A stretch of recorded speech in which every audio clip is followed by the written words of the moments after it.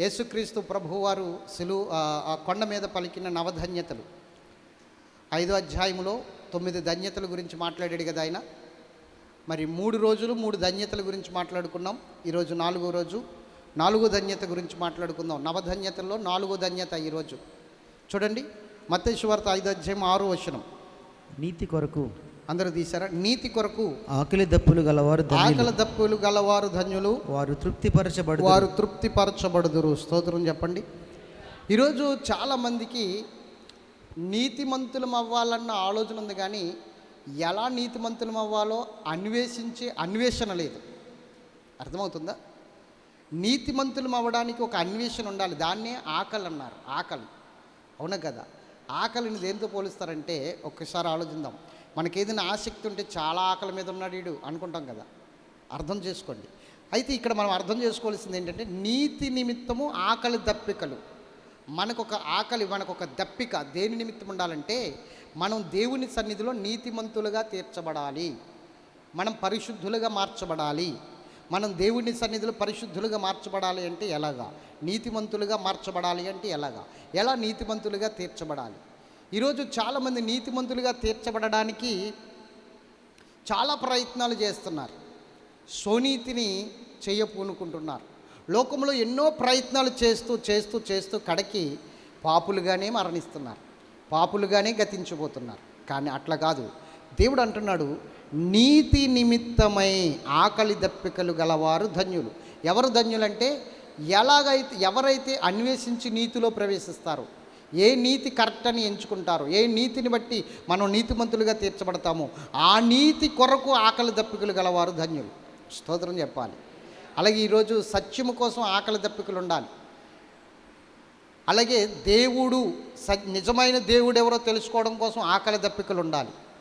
సత్యాన్ని అన్వేషించుటలో ఆకలి దప్పికలు ఉండాలి. అలాగే ఇప్పుడు నీతిని వెతుకుటలో కూడా ఆకలి దప్పికలు ఉండాలి.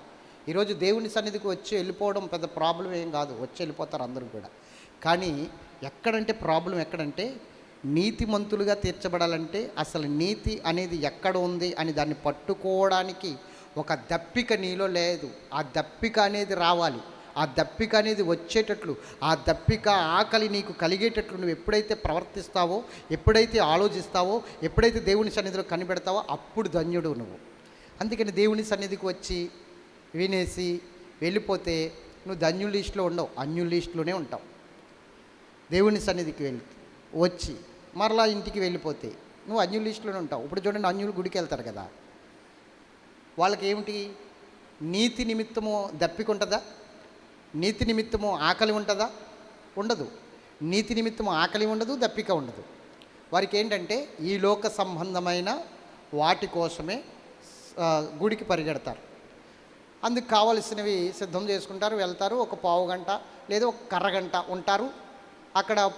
పుష్పమో లేకపోతే ఒక నైవేద్యమో లేకపోతే కొబ్బరికాయో అరటిపండో బెల్లమో ఏదో ఒకటి సమర్పించేసి, ఆ కానుక ఏదో సమర్పించేసి దండం పెట్టుకుంటారు, వచ్చేస్తారు. వాళ్ళకి ఆ దప్పిక లేదు, నీతి అనే ఆకలి లేదు, నీతి కొరకు దప్పిక లేదు. అర్థమవుతుందా? కానీ ఇక్కడికి వచ్చిన తర్వాత, యేసయ్య దగ్గరికి వచ్చిన తర్వాత, ఎందుకు ఈ మాట చెప్పాడంటే ఆయన, జాగ్రత్తగా వినండి. ఆ కొండ మీద ప్రసంగం చేస్తున్నప్పుడు వేలాది మంది ఆయన ప్రసంగం వింటున్నారు అక్కడ. యేసుప్రభు 3.5 సంవత్సరాలు సువార్త ప్రకటించినప్పుడు కొన్ని లక్షల మంది ఆయన్ని వెంబడించారు. అందులో ఆ లక్షల మందిలో కనీసం 11 మందికే నీతి నిమిత్తం ఆకలి దప్పికలు ఉన్నాయి. కన్నమవారికి నీతి నిమిత్తం ఆకలి దప్పికలు లేవు. అందుకని ఆయన అంటున్నాడు, నీతి నిమిత్తం ఆకలి దప్పికలు గలవారు ధన్యులు అంటున్నారు. నా దగ్గరికి వస్తున్నారు కదా, స్వస్థతల కోసం వస్తున్నారా, అద్భుతాల కోసం వస్తున్నారా? నా దగ్గరికి నీతి నిమిత్తం రాగలిగితే, ఆ ఆకలితో రాగలిగితే, ఆ దప్పికతో మీరు రాగలిగితే మీరు ధన్యులు అని చెప్తున్నాడు. ఆ మాటకే అర్థం ఇది. స్తోత్రం చెప్పాలి. ఈరోజు నీతిమంతులు అవ్వాలని యేసు దగ్గరికి రావాలి, పరిశుద్ధులుగా మారాలని యేసు దగ్గరికి రావాలి, ఆ దప్పికతో రావాలి, ఆకలితో రావాలి. కానీ ఈరోజు మన ఆకలి ఏంటి? మన దప్పిక ఏంటంటే, మన అవసరాలు తీర్చబడడం అనే ఆకలి, మన కొదువులు తీర్చబడడం అనే ఆకలి, మన బలహీనతలు పోవాలన్న ఆకలి, అవునా? మనం ఉన్నతమైన ఆశీర్వాదాలతో ఉండాలన్న ఆకలి, మనం బిల్డింగ్లు కట్టాలన్న ఆకలి, పొలాలు కొనుక్కోవాలన్న ఆకలి, అందరికన్నా గొప్పగా బ్రతకాలన్న ఆకలి. ఈ ఆకలితో వస్తున్నారు. ఆకలి కాదు, నీతి నిమిత్తం ఆకలితో రావాలి దేవుని దగ్గరికి. ఒక నీతిని కనుగొనడానికి, నీతిమంతులుగా తీర్చబడడానికి, నీతిమంతులుగా మార్చబడడానికి, పరిశుద్ధులుగా మార్చబడడానికి యేసయ్య దగ్గరికి రావాలి. ఆకలితో వస్తే నువ్వు ధన్యుడు అని దేవుడు మాట్లాడుతున్నాడు. స్తోత్రం చెప్పండి. కాబట్టి 2 మాటలు చెప్తాను. ఆ ఆకలి ఎలా తీర్చుకోవాలి, ఏ విధంగా తీర్చుకోవాలి, అసలు ఏ విధముగా. ఆయన ఇంకొక దుక్కుని అంటున్నాడు, కాబట్టి మీరు ఆయన రాజ్యమును నీతిని మొదట వెతుకుడి, అప్పుడు అవన్నీ మీకు అనుగ్రహించబడినని మత్తయి సువార్త 6:33లో ఆయన చెప్తున్నాడు. 6:33లో మత్తయి సువార్తలో ఆయన రాజ్యమును ఆయన నీతిని మొట్టమొదటిగా మీరు వెతకండి, అప్పుడు అవన్నీ మీకు అనుగ్రహించబడతాయి. ఏటి గురించి వస్తున్నారు? అసలు మీ దప్పిక ఏంటి? మీ ఆకలి ఏంటి? స్వస్థతల కోసమా? అద్భుతాల కోసమా? ఈ లోకంలో ఉన్న అవసరాలు తీరడం కోసమా? గొప్పవారిగా ఉండాలన్న ఆకల? అవన్నీ వస్తాయి. ముందు నీతి నిమిత్తం ఆకలి కలిగి ఉండండి. ముందు రాజ్యము కొరకు ఆకలి కలిగి ఉండండి. ఎప్పుడైతే ఈ ఆకలి కలిగి ఉంటారో అన్నీ ఆటోమేటిక్గా మీ కాళ్ళ దగ్గరికి వచ్చేస్తాయని మాట్లాడుతున్నాడు. ఆటోమేటిక్గా మీ కాళ్ళ దగ్గరికి వచ్చేస్తాయి. ఇంక మీరు ఎట్టి పరిస్థితుల్లో కూడా మీరు వద్దనుకున్నా కూడా మీ దగ్గర నుంచి పోవయ్యి. చాలా సమృద్ధి ఉంటుంది. కానీ మొట్టమొదటిగా నీవు నీతి కొరకు ఆకలి కలిగి ఉండాలి, ఒక దప్పిక కలిగి ఉండాలి. స్తోత్రం చెప్పండి. ప్రభు అంటాడు, దప్పిగలవారులారా నా యొద్దకు రండి, నేను మీకు నీళ్ళనిస్తానంటాడు. జీవజలపు నీళ్ళు, మామూలు నీళ్ళు కాదయ్యి. అలాగే ఆకలి కలిగిన వారులారా నా యొద్దకు రండి, నేను మీకు రోకలను ఇస్తానంటాడు. ఏమిస్తాడు? రోకలను ఇస్తానంటాడు. అంటే మీకు ఆహారం ఇస్తాను. ఆకలి కలిగి ఉంటే నా దగ్గరికి రండి. ఏ ఆకలి, ఏ దప్పిక? నీతి నిమిత్తం ఆకలి, నీతి నిమిత్తము దప్పిక. ఇది ఎప్పుడైతే మన జీవితంలో ఏర్పడుతుందో ధన్యుడిగా మారే అవకాశం నీకు వచ్చినట్టే, ధన్యురాలుగా మారిన అవకాశం నీకు వచ్చినట్లే. కాబట్టి ఒక విషయం గుర్తుంచుకోండి, మనం ఏ విధంగా నీతిమంతులుగా తీర్చబడతాం. మనుష్యుడు ఎప్పుడు కూడా నీతిమంతుడిగా తన ప్రయత్నాల వల్ల, తన స్వనీతి వల్ల, తాను చేసే సొంత కార్యాల వల్ల, లేకపోతే సుబుద్ధిని ఆధారం చేసుకోవడం వల్ల ఎప్పుడు నీతిమంతుడిగా తీర్చబడడు. ఒక వాక్యాన్ని చూపిస్తాను చూడండి.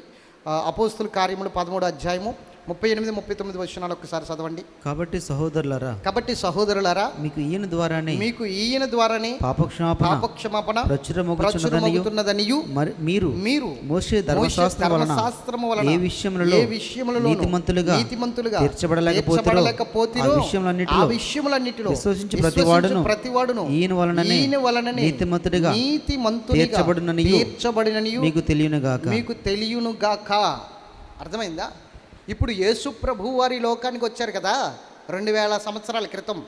ఆ యేసు ప్రభు వారి యొక్క రక్తములో ఎవరైతే కడగబడుతున్నారో, ఎవరైతే ఆ రక్తాన్ని స్వీకరిస్తున్నారో, ఎవరైతే యేసు ప్రభుని సొంత రక్షకునిగా అంగీకరిస్తున్నారో, ఎవరైతే యేసు ప్రభుని ప్రభువుగా హృదయంలో ప్రతిష్ఠిస్తున్నారో, ఎవరైతే పూర్తిగా ఆయనకు సరెండర్ అయ్యి ఆయన యొక్క సిలువ బలియోగాన్ని అంగీకరించి నా కొరకే ఈ మహాయజ్ఞం జరిగిందని ఎవరైతే నమ్ముచున్నారో, ఎవరైతే ఈయన ద్వారా తప్ప నాకు వేరే విధంగా పాపక్షమాపణ లేదని నమ్ముతున్నారో వారికి పాపక్షమాపణ కలుగుతుంది, వారికి నీతి ఏర్పడుతుంది, వారే నీతిమంతులుగా తీర్చబడుతున్నారు. ధర్మశాస్త్ర క్రియల వలన కూడా ఎవరు నీతిమంతులుగా తీర్చబడరు.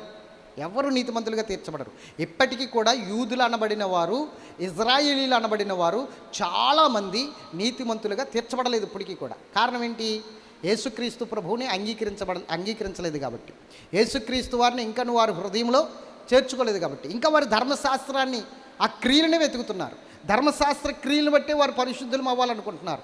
అందుకని ఇజ్రాయేలీల ప్రజల కోసం పౌలు గారు చాలా ఖచ్చితమైన బోధ చేశాడు. ఇజ్రాయేల్ ప్రజల్ని దేవుని వైపుకి త్రిప్పాలని, వారి కొరకు చాలా ప్రార్థన చేశాడు. వారు రక్షణ పొందాలని, వారు మారుమనసు పొందాలని చాలా విజ్ఞాపన చేశాడు. దేవునికి చాలా ఫైట్ చేశాడు, యుద్ధం చేశాడు, ఆత్మీయ పోరాటం, చాలా పోరాడాడు. ఎవరు? పౌలు గారు. పోరాడి చాలామందిని నడిపించాడు. కానీ ఇంకా చాలామంది బంధకాల్లోనే ఉన్నారు, సోనీతిలోనే ఉన్నారు. దేవుడు అన్యజనులను దేవుని వైపుకు తిప్పుకుంటున్నాడు. విశ్వాసం ద్వారానే, కేవలం విశ్వాసం ద్వారానే. ధర్మశాస్త్రం ముందా, విశ్వాసం ముందా? నాకు చెప్పండి. ధర్మశాస్త్రం ముందా, విశ్వాసం ముందా? ఏది ముందు? విశ్వాసం ఎప్పుడొచ్చింది? ధర్మశాస్త్రం ఎప్పుడొచ్చింది? ధర్మశాస్త్రము ఎప్పుడొచ్చింది? విశ్వాసం ఎప్పుడొచ్చింది? యేసు ప్రభు యందు విశ్వాసం ఉంచుట ద్వారా నీతిమంతులుగా తీర్చబడే స్థితి క్రొత్త నిబంధన కదా. ధర్మశాస్త్రం మరి ఏది ముందు? చెప్పండి, ఏది ముందు? మీరు భయపడుతున్నారో లేకపోతే నన్ను పరీక్షిస్తున్నారో నాకు అర్థం కావట్లేదు. ఏది ముందు, ధర్మశాస్త్రమా విశ్వాసమా? గుటకలు మింగుతున్నారు. ధర్మశాస్త్రం ముందా విశ్వాసం ముందా? విశ్వాసమే ముందు. అబ్రహాము దేవుణ్ణి నమ్మెను, అది అతనికి నీతిగా ఎంచబడిను. అబ్రహాము విశ్వాసం ద్వారానే నీతిమంతుడిగా ఎంచబడ్డాడు. అబ్రహాం కాలంలో ధర్మశాస్త్రం లేదు, అబ్రహాం కాలంలో ఆజ్ఞలు లేవు, అబ్రహాం కాలంలో ధర్మశాస్త్రం లేదు. మోషే కాలంలో వచ్చింది ధర్మశాస్త్రం. మోషే ద్వారా ధర్మశాస్త్రం అనుగ్రహించబడింది. కృపా సత్యములు యేసుక్రీస్తు ప్రభు ద్వారా కలిగాయి. మీరు అర్థం చేసుకోండి. మరి యేసు ప్రభు క్రొత్త నిబంధనలోనే కదా ఉన్నాడండి, 2000 సంవత్సరాల క్రితమే కదా ఉన్నాడంటే నువ్వు చాలా తప్పుగా మాట్లాడుతున్నావు, నువ్వు చాలా తప్పుగా అర్థం చేసుకున్నావు. అందుకని నీకు నీతి నిమిత్తం ఒక ఆకలి లేదు. ఆకలి ఉంటే నీకు అంత అర్థమవుతుంది. యేసు ప్రభు 2000 సంవత్సరాల కిందట వాడు కాడు, ఆయన అబ్రహాము కాలంలో కూడా ఉన్నాడు. స్తోత్రం చెప్పండి గట్టిగా. యేసు ప్రభు వారే స్వయంగా మాట చెప్తారు, నా కాలంలో నేను అబ్రహామును చూచి తినే అంటాడు. అప్పుడు యూదులు అంటారు, నీకు ఇంకా 35 సంవత్సరాలు కూడా లేవే, నువ్వు అబ్రహాముని చూసావా? మా పితరుడైన అబ్రహాముని నువ్వు చూసావా? కొన్ని వేల సంవత్సరాల క్రితం ఉన్న అబ్రహాముని ఎలా చూసావు నువ్వు అని ఆయన్ని చంపడానికి రాళ్ళెత్తితే అది మీకు తెలియదు. అబ్రహాము దినము నేను చూచుదనని నేను మిగులు ఆనందించుచున్నాను అన్నాడు. దేవునికి స్తోత్రం చెప్పాలి. ఎస్, మెల్కీషెదెకు క్రమంలో అబ్రహాము దగ్గరికి రొట్టె ద్రాక్షరసం పట్టుకొచ్చిన వాడు యేసు ప్రభు. ఆ రొట్టె ద్రాక్షరసం ఇచ్చి 10వ భాగాన్ని తీసుకుని 10వ భాగాన్ని తీసుకుని అబ్రహాముని ఆశీర్వదించిన వాడు యేసు ప్రభు. కాబట్టి అబ్రహాము విశ్వాసం మూలముగా నీతిమంతుడిగా తీర్చబడ్డాడు, క్రియల మూలముగా కాదు. ఈరోజు చాలామంది దేవుని నీతిని ఎరగక సోనీతిని చేయపూనుకుంటున్నారు. చాలామంది సోనీతిని బట్టి ధర్మశాస్త్ర క్రియలే, సోనీతి అంటే ధర్మశాస్త్ర క్రియలే. నేను స్నానం చేయలేదు, నేను కడగా ఉన్నాను, నేను ఈరోజు బయటికి వెళ్ళి వచ్చాను, ఇంకా స్నానం చేయలేదు, అందుకే ప్రార్థనకు రాలేదు. కొంతమంది అంటారు, ప్రార్థనకి ఎందుకు రాలేదు బాబు అంటే పని నుంచి వచ్చేటప్పుడు లేట్ అయిపోయిందండి, అందుకని ఇంకా స్నానం చేయలేదు కదా అని రాలేదండి. స్నానం చేయకపోయినా ఏమి నష్టం లేదు. నీ ఒంటి కొంపు కాదు దేవునికి కావాల్సింది, నీ హృదయపు ఇంపు దేవునికి కావాలి. స్తోత్రం చెప్పాలి గట్టిగా. నీ హృదయాన్ని పరిశుద్ధంగా ఉంచుకుంటే చాలు. స్తోత్రం చెప్పండి. ఈ మధ్యకాలంలో రీల్స్ కూడా వస్తున్నాయి, రోజు స్నానం చేయకూడదంట, 3 రోజులకు ఒకసారి చేయాలంట స్నానం. రీల్స్ వచ్చి చూసారా? ఎంతమంది చూశారు? కొంతమంది బద్దగస్తులకు బాగా ఉపయోగపడతాయి ఈ రీల్స్. దేవునికి స్తోత్రం చెప్పాలి. రోజు చెయ్యాలా అనుకుంటారు కదా, వాళ్ళకి రోజు చేయకలద్దు, రోజు తినక్కలద్దు అని కూడా రీల్స్ వస్తే బాగున్నాం. దేవునికి అది రావు. మేము ఈ తిన్నాము, అవి తిన్నాము, ఈ ఏపుకున్నాము, అవి ఏపుకున్నామని మాత్రం పెడుతున్నారు రీల్స్. డైట్ చేసేవాడు కూడా ఇబ్బంది అయిపోతుంది అవి చూస్తుంటే. దేవునికి స్తోత్రం చెప్పాలి గట్టిగా. కాబట్టి దేవుని బిడ్డలారు గమనించండి, నీ సోనీతిని బట్టి ఎప్పుడు నీతిమంతుడిగా తీర్చబడవు. నువ్వు సోనీతిని బట్టి ఎప్పుడు కూడా దేవునికి దగ్గర కాలేవు. నీవు దేవుని నీతిని వెతకాలి, దేవుని నీతిని వెతకాలి. ఆ నీతి కోసం ఆకలి దప్పికలు కలిగి ఉండాలి. ఆ నీతి కోసం నువ్వు ఆకలి దప్పికలు కలిగి ఉంటే ఖచ్చితంగా నువ్వు ధన్యుడిగా మారబోతున్నావు. నవధన్యతల్లో నాలుగో ధన్యత నీతి నిమిత్తం ఆకలి దప్పికలు గలవారు ధన్యులు. చూడండి, ఇశ్రాయేలు ప్రజలు దేవుని నీతిని ఎరగక సోనీతిని చేస్తున్నారు. ఆ సోనీతిని బట్టే వారు దేవుని దగ్గరికి వెళ్ళలేకపోతున్నారు, దేవుని రుచి చూడలేకపోతున్నారు, దేవుని మహిమను పొందుకోలేకపోతున్నారు, దేవుని ప్రత్యక్షతను పొందుకోలేకపోతున్నారు. ఈరోజు కూడా చాలామంది నీతిమంతులు వ్యాసం వేసుకున్నారు. చాలామంది, నేను ఎవరిని బాధ పెట్టట్లేదు, నేను ఎవరికి హాని చేయట్లేదు, నేను ఎవరిని హింసించట్లేదు, నేను ఎవరు ఊసు తీయట్లేదు, ఎవరు ఉద్దాపన తీయట్లేదు, నా పనేదో నేను చేసుకుని వెళ్ళిపోతున్నాను అన్నట్లుగా ఉంటున్నారు. అది మంచిదే కాదన్నాం, కానీ అదే నీతి కాదు. నీతి ఎలా వస్తుందంటే యేసు రక్తము ద్వారా నువ్వు నీతిమంతుడిగా తీర్చబడతావు. యేసు రక్తం ద్వారా నువ్వు నీతిమంతురాలుగా తీర్చబడతావు. ఆ నీతి వెతకాలి, నువ్వు దేవుని దగ్గర నుంచి వచ్చే నీతి వెతకాలి. ఎందుకని చెప్తాను చూడండి. రోమీలికి రాసిన పత్రికలో 3వ అధ్యాయము 20 వచనం కానీ 26 వరకు త్వరగా చదవండి. ఏలయనగా ధర్మశాస్త్ర సంబంధమైన క్రియల మూలముగా ఏ మనుష్యుడును ఆయన దృష్టికి నీతిమంతుడని తీర్చబడడు. చెప్పండి, ధర్మశాస్త్ర సంబంధమైన క్రియల మూలముగా ఎవడును కూడా ఆయన దృష్టికి నీతిమంతులుగా తీర్చబడరు. ధర్మశాస్త్రం వలన పాపమనగా ఎట్టిదో తెలియబడుచున్నది. ఇట్లుండగా ధర్మశాస్త్రముకు వేరుగా దేవుని నీతి బయలుపడుచున్నది. చెప్పండి, ఇప్పుడు క్రియలకు వేరుగా ధర్మశాస్త్ర క్రియలు అంటే మన సోనీతికి వేరుగా ఇంకొక నీతి ఉంది. మానవుని సోనీతిని బట్టి నీతిమంతుడిగా తీర్చబడిపోతే యేసుక్రీస్తు ప్రభువారు ఎవరికి అవసరం లేదు ఇంకా. అవునే కదా? వాళ్ళ సౌనీతిని బట్టి, వారు చేసే నీతిక్రియలను బట్టి, వారు చేసే పుణ్యకార్యాలను బట్టి నీతిమంతులుగా తీర్చబడిపోయేవారు ఎవరైనా ఉంటే యేసు ప్రభువు వారు ఇంకెందుకు? యేసు ప్రభువు వారి సిలువ బలియోగం ఎందుకు?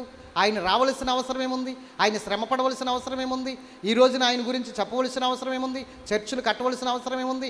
రండి రండి అని మిమ్మల్ని అందరినీ బలవంతం చేయవలసిన అవసరం ఏముంది? మీరు నీతిమంతులుగా ఉంటే సరిపోతుందిగా.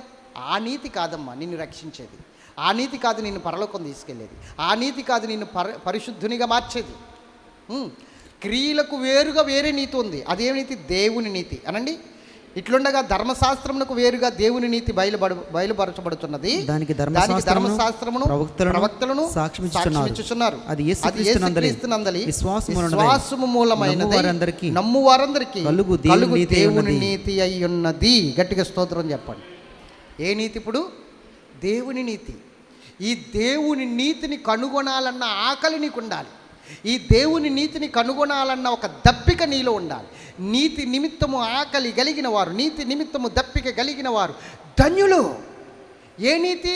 నేను నీతిమంతుడినే బ్రదర్, ఆ నీతి పనికి రాదు. నేను నీతిమంతురాలనే సిస్టర్, ఆ నీతి పనికి రాదు. దేవుని నీతి ఒకటి ఉంది. నీ నీతికి వేరుగా ఉంది దేవుని నీతి. నీ నీతికి సెపరేట్గా ఉంది దేవుని నీతి. అది పైగా ఉంది దేవుని నీతి. దాన్ని అందుకోవాలి. అందుకే యేసు ప్రభువు వారు ఒక అద్భుతమైన మాట మాట్లాడతారు. ఏమన్నాడు తెలుసా? శాస్త్రుల నీతి కంటేను పరిచయుల నీతి కంటేను నీ నీతి అధికము కాని ఎడల నువ్వు పరలోక రాజ్యంలో ప్రవేశించలేవు అని చెప్పాడు ఆయన. శాస్త్రుల నీతి సోనీతి, పరిచయుల నీతి సోనీతి, కానీ దేవుని నీతి విశ్వాస సంబంధమైన నీతి. ఆ నీతిని నువ్వు వెతకాలి. ఆ నీతిని బట్టే నువ్వు దేవుని సన్నిధిలో నీతిమంతుడిగా తీర్చబడతావు. ఈరోజు నువ్వు ఎలా నీతిమంతుడిగా తీర్చబడ్డావు అంటే నా క్రియల వలన కాదు. నేను విశ్వాసించాను, విశ్వాసం వలన నీతిమంతుడిగా తీర్చబడ్డాను. కేవలం నా విశ్వాసం ఉన్నంత వరకు నేను నీతిమంతుడిని. నేను ఎప్పుడు నీతిని పోగొట్టుకుంటాను? ఎప్పుడు నా రక్షణ పోగొట్టుకుంటాను?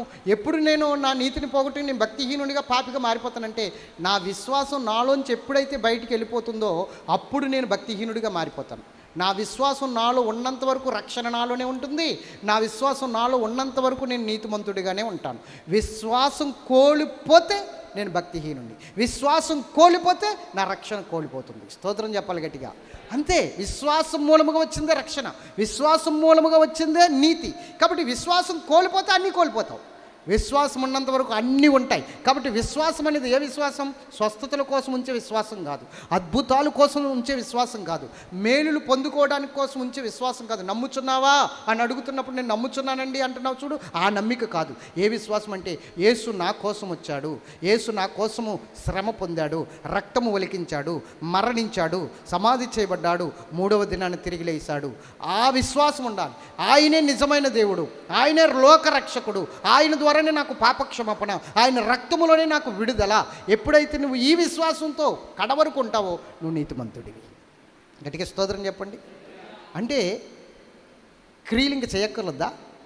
ఎప్పుడైతే ఈ విశ్వాసంతో నువ్వు నీతిమంతురాలుగా మారుతున్నావో పరిశుద్ధాత్మ దేవుడు నీ దగ్గరికి వచ్చి నిన్ను సర్వసత్యములోనికి నడిపిస్తాడు. ఇంకా అప్పుడు నువ్వు గాఢాంధకారపు లోయలోనికి వెళ్ళినా, అంటే గాఢాంధకారపు లోయ అంటే పాపపు వీధుల్లోనికి వెళ్ళినా, పాపపు మనుషుల దగ్గరికి వెళ్ళినా, లేకపోతే అల్ప విశ్వాసుల దగ్గరికి వెళ్ళినా, లేకపోతే ఇంకా భయంకరమైన ప్రాంతాలకు వెళ్ళినా నువ్వు భయపడక్కర్లేదు. దేవుని దండము దుడ్డికర్ర అనగా పరిశుద్ధాత్మని యొక్క ఆదరణ నీకు తోడుగొండి పాపములో పడకుండగా, పాపము చేయకుండగా నిన్ను జాగ్రత్తగా కాపాడుతూ ఉంటుంది పరిశుద్ధాత్మ అభిషేకం. అందుకే సత్యస్వరూపి అయిన ఆత్మ మీ వద్దకు వచ్చినప్పుడు మీరు సర్వసత్యములోనికి నడిపించబడతారు. నీవు ఎప్పుడైతే విశ్వాసం ద్వారా నీతిమంతుడిగా తీర్చబడ్డావో అప్పుడు నీవు దేవుని నీతి మూలముగా నీతిమంతుడిగా మార్చబడి అప్పుడు నువ్వు భద్రము చేయబడడానికి పరిశుద్ధాత్మకు ఆయన కాపుదలకు అప్పగించబడతావు. ఇంక నువ్వు పాపం చేయాలన్నా చేయలేవు. ఒకవేళ చేసిన పరిశుద్ధాత్మ దేవుడు వెంటనే మోకాళ్ళు వేయించి పశ్చాత్తాపడేటట్లు చేస్తాడు. ఒక గిల్టీ ఫీలింగ్ వస్తుంది నీలో. మనస్సాక్షి అంగీకరించదు, మనస్సాక్షి తిరగబడుతుంది, మనస్సాక్షి నిన్ను ఎదిరిస్తుంది, మనస్సాక్షి నిన్ను గుద్దుతుంది. నీలో ఏదైనా కొంచెం అనకూడని మాట అన్నా లేకపోతే చేయకూడని పని చేసినా ఆ వారమంతా నీకు మనశ్శాంతి ఉండదు. ఇంకా అంటే నీలో ఉన్న ఆ పరిస్థితి ఏమవుతుందంటే మలినము అనగా చనిపోయే స్థితి, మరణమైపోయే స్థితి వచ్చేస్తుందని నీకు అర్థమైపోతుంది. జీవము పోతుందన్న స్థితి నీకు అర్థమైపోతుంది. అప్పుడు నువ్వు వెంటనే మరల పశ్చాత్తాపడి ఏడుస్తూ, కన్నీరు కారుస్తూ, మోకాళ్ళ మీద పడి దేవుని పాదాలు పట్టుకుని ఏడుస్తూ మరల పశ్చాత్తాపడి మరలా నీతిని సంపాదించుకుంటాం. దేవునికి స్తోత్రం చెప్పండి. తర్వాత నీకు అసహ్యం వేస్తుంది ఇంకా పాపం అంటే, ఇంకా ఆ పాపకు క్రియలంటే అసహ్యం వేస్తుంది. వాటి వైపు చూడవు. ఎందుకంటే నీలో ఉన్న పరిశుద్ధాత్మ శక్తి ఆ విధంగా పనిచేస్తుంది. స్తోత్రం చెప్పండి. నీతి అంటే ఇది కాదు, దేవుని నీతి వేరేగా ఉంది. అది ఇజ్రాయేల్ ప్రజలకు అర్థం కాలేదు. చూపిస్తాను చూడండి. రోమపత్రిక 10వ అధ్యాయము 1 చదవండి. సహోదరులారా, ఇశ్రాయేలీయులు రక్షణ పొందవలనని నా హృదయాభిలాషయు వారి విషయమై నేను దేవునికి చేయు ప్రార్థనయని ఉన్నది. చెప్పండి. ఇజ్రాయేలీలంట రక్షణ పొందాలని పౌలు గారి హృదయాభిలాష అంట. ఇజ్రాయేలీలంటేనే దేవుడి బిడ్డలు, ఇజ్రాయేలీలంటేనే సొత్తైన ప్రజలు, ఇజ్రాయేలీలంటేనే నిబంధన జనులు, ఇజ్రాయేలీలంటేనే రాజులైన యాజక సమూహము. మరి ఇప్పుడు దేవుని రక్షణ పొందాలని ఇంకా పౌలు గారి ఉల్లాసం ఏమిటి, పౌలు గారి ప్రార్థన ఏమిటి? మీకు అర్థమవుతుందా? అది ఆగిపోతుంది మాట్లాడు. పౌలు గారికి ఈ తాపత్రయం ఏంటి అంటే, వారు దేవుణ్ణి వెంబడిస్తున్నారు, కానీ దేవుణ్ణి వెంబడించే స్థితి ఎలా ఉంటుందో తెలుసా? ఏ విధంగా ఉంటుందో తెలుసా? సౌనీతిని బట్టి వెంబడిస్తున్నారట. దేవుని నీతిని ఎరగకుండా ఆయన్ని వెంబడిస్తున్నారట. అందుకే వారు నీతిమంతులుగా తీర్చబడలేదట. చదవండి కిందకి. వారు దేవుని యందు ఆసక్తి గలవారని, వారు దేవుని యందు ఆసక్తి కలిగిన వారిని గూర్చి సాక్ష్యమిచ్చుచున్నారు. అయినను వారి ఆసక్తి జ్ఞానానుసారమైనది కాదు. ఏలయనగా వారు దేవుని నీతిని ఎరుగక తమ స్వనీతిని స్థాపింప పూనుకుడుచు దేవుని నీతికి లోబడలేదు. అది కథ. ఈరోజు కూడా చాలా సంఘాలు అలాగే ఉన్నాయండి. చాలా సంఘాలు అలాగే ఉన్నాయి. మీరు నీతిమంతులుగా చాలా సంఘాలు ఎలా చూపిస్తున్నాయంటే, నా వైపు చూడండి. బల్లారాధన ఇస్తారు కదా, ఆదివారం, మొదటి ఆదివారము, లేకపోతే కొన్ని సంఘాలు వారం ఇస్తారు కదా. అప్పుడు ఎలాంటి వారికి ఇస్తారో తెలుసా? నువ్వు నీతిమంతుడిగా ఉన్నావా లేదా, నువ్వేమైనా పాపం చేసావా, నువ్వు తప్పు చేసావా, నీ భార్యతో గొడవపడ్డావా, లేకపోతే నీ భర్తతో గొడవపడ్డావా, నీ తల్లిదండ్రులతో గొడవపడ్డావా, నీ పక్కోళ్ళతో గొడవపడ్డావా, అయితే ఈ నెలకు తీసుకోకు, చాలా అపరాధం, చచ్చిపోతావు నువ్వు అని చెప్పి వారిని పక్కన పెట్టేస్తారు. అంటే ఏ నీతిని బట్టి ఇస్తున్నారు? ఇప్పుడు దేవుని నీతిని ఎరగక సౌనీతిని బట్టి ఇస్తున్నారు. ఇది పాపం. స్తోత్రం చెప్పాలి. మన నీతికి వేరుగా దేవుని నీతి ఒకటి ఉందిగా, అది విశ్వాసం మూలముగా వచ్చిందిగా. మరి దానికి విలువ ఇవ్వాలిగా, దానికి ప్రాముఖ్యత ఇవ్వాలిగా. ఇప్పుడు ఇజ్రాయేల్ ప్రజలు కూడా ఏ నీతిని వెంబడిస్తున్నారు? దేవుని నీతిని ఎరగక స్వనీతిని బట్టి వెళ్తున్నారు, దేవుని నీతికి లోబడలేదు. ఇప్పుడు సంఘాలు కూడా అలాగే ఉన్నాయి. దేవుని నీతికి లోబడకుండా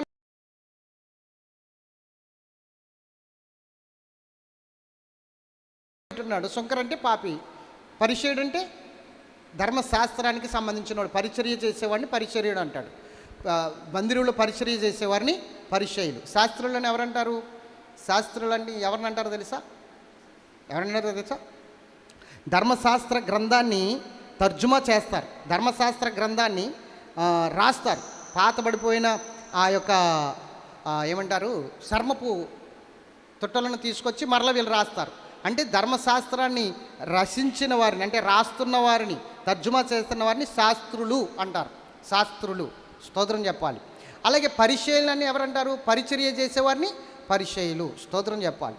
అయితే ఈ విధంగా మనం ఆలోచన చేస్తే, ఈ పరిచయుడు సౌనీతిని బట్టి శంకరుని చూసి అంటున్నాడు, ప్రభువా, నేను వాడికి మెలిగే దొంగను కాదు, వాడికి మెలిగే నేను లేకపోతే దోచుకునేవాడిని కాదు, నేను వారానికి 2 సార్లు ఉపవాసం ఉంటున్నాను, దక్షిణ భాగాలు ఇస్తున్నాను, కానుకలు ఇస్తున్నాను, నేను చాలా నీతిగా బ్రతుకుతున్నాను, ఎవరిని ఏమి చేయట్లేదు, నేను ఏ పాపమో చేయలేదని విజ్ఞాపన చేస్తున్నాడు. ఎంత పొడుగు చేశాడు. దేవుడు అనుకున్నాడు, చిచ్చి ఈడు బతికేంటి ఇలా ప్రార్థన చేస్తున్నాడు అనుకున్నాడు. వాడు బయట అన్నాడు, ప్రభువా, నేను పాపిని నాయన, నన్ను క్షమించు ప్రభు అని ప్రార్థన చేశాడు. దేవుడు వెంటనే వాడి దగ్గరికి వెళ్ళి వాడిని క్షమించాడు. స్తోత్రం చెప్పండి. నీ నీతిని బట్టి నువ్వు ప్రార్థన చేసుకుంటే దేవుడు నీ దగ్గరికి కాదు కదా, కనీసం నీ యొక్క ముఖం కూడా చూడ్డా ఆయన. నీ నీతిని బట్టి ఎప్పుడు ప్రార్థన చేయకు. నీ నీతి పనికిమాలిన నీతి. నీ నీతి దేవుని ఎదుట మురికి గుడ్డల వంటిది. నీ నీతి కాదు, ఒక నీతి ఉంది. నీ నీతికి వేరుగా ఇంకొక నీతి ఉంది. ఆ నీతి నిమిత్తం ఆకలి దప్పికలు ఉండాలి. ఆ నీతి నిమిత్తం ఒక తృష్ణ ఉండాలి. ఆ నీతి నిమిత్తమే నీవు పరుగులు పెట్టాలి. అదే దేవుని నీతి. ఆ నీతి విశ్వాస సంబంధమైన నీతి. ఆ నీతికి నువ్వు లోబడినప్పుడు ఖచ్చితంగా దేవుడు నిన్ను వాడుకోబోతున్నాడు. ఆమేన్. చదవండి. ఎలయనగా వారు దేవుని నీతికి లోబడక నెరగక తమ స్వనీతిని స్థాపింప పూనుకొనుచు దేవుని నీతికి లోబడలేదు. విశ్వసించు ప్రతి వానికి నీతి కలుగుటకై క్రీస్తు ధర్మశాస్త్రమునకు సమాప్తి అయ్యున్నాడు. స్తోత్రం చెప్పండి. క్రీస్తు ధర్మశాస్త్రానికి ఏమై ఉన్నాడు అంటే శరీర క్రియలకు ఏమై ఉన్నాడు, శరీర నీతికి ఏమై ఉన్నాడు, సమాప్తి అయి ఉన్నాడు. ఇప్పుడు విశ్వసిస్తున్న ప్రతి ఒక్కడిలోని శరీర నీతి చచ్చిపోవాలి, శరీర నీతి చచ్చిపోవాలి.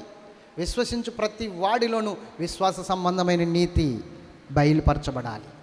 Okay, right. ఇప్పుడు ఈ యొక్క ఇజ్రాయేల్ ప్రజల గురించి పౌలు గారు ఇంకొక మాట చెప్తున్నారు. రోమపత్రికలో 9:30 కానీ చదువుదాం. వాళ్ళు ఎందుకు లోపడలేదో అర్థమవుతుంది.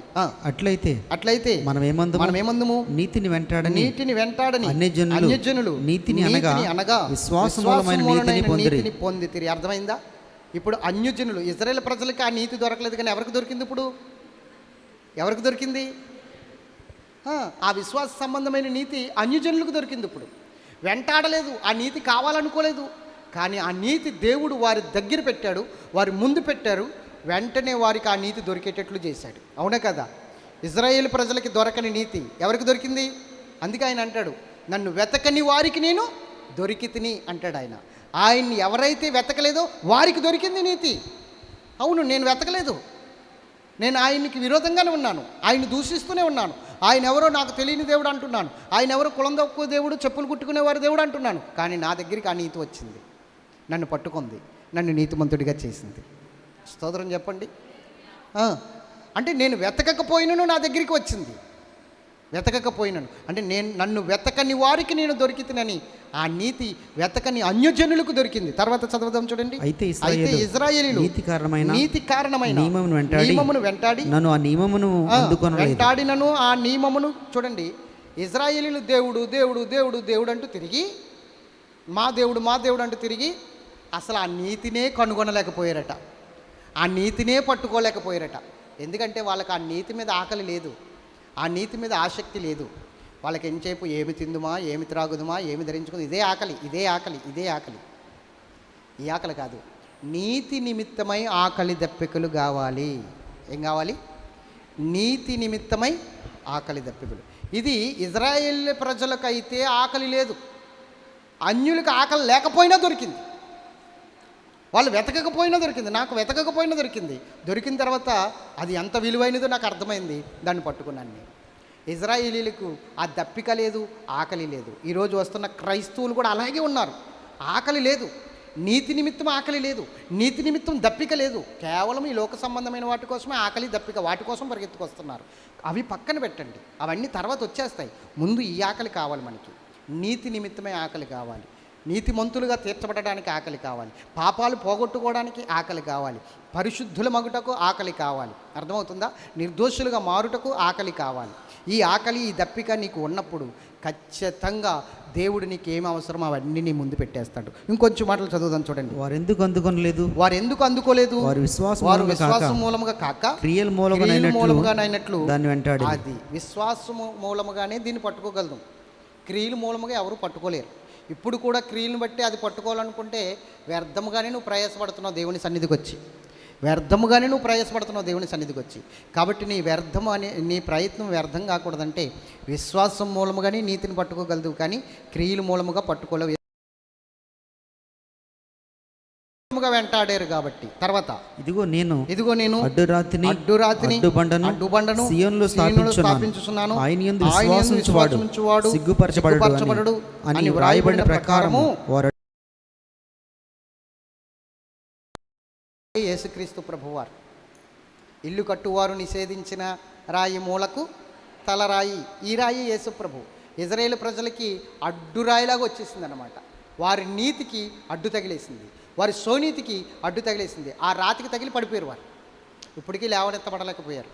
ఆ రాడుకు తగిలి పడిపోయిన వారు మరలా ఆ రాడు దగ్గరికి వచ్చి నిలబడితే ఖచ్చితంగా లేవనెత్తేస్తాడు దేవుడు, ఖచ్చితంగా లేవనెత్తేస్తాడు.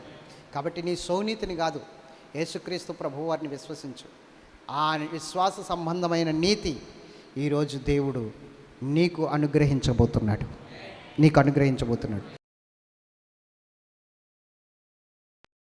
దప్పికలు గలవారు ధన్యులు. ఏ ఆకలి ఉండాలి ఇప్పుడు మనకి? ఏ ఆకలి ఉండాలి? నవధన్యతల్లో 4వ ధన్యత. ఏ ఆకలి ఉంటే ధన్యులు మనం? ఏ ఆకలి ఉంటే ధన్యులు? కాబట్టి ఆ ఆకలి కలిగి ఉందాం. ఎంతమందికి అర్థమైంది వాక్యము? నీతి నిమిత్తము ఆకలి దప్పికలు గలవారు ధన్యులు. గట్టిగా స్తోత్రం చెబుదామా? హల్లెలూయా, హల్లెలూయా. ప్రార్థన చేసుకుందాం, మోకరించండి. దేవుడి మాటలు తన వినుకుడలు దీవించునుగాక.